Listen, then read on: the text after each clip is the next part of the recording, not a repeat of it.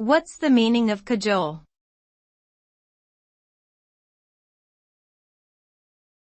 Cajole.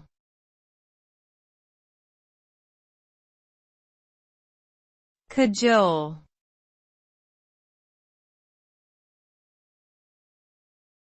Cajole.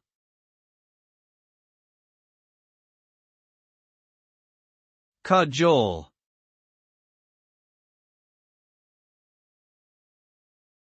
The word cajole means to persuade someone to do something by using flattery or gentle arguments.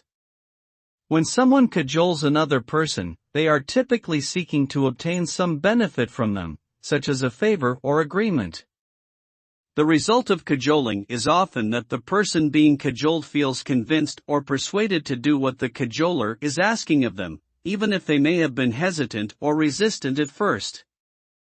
However, it is important to note that cajoling can sometimes come across as manipulative or insincere, so it should be used with caution and respect for others' boundaries.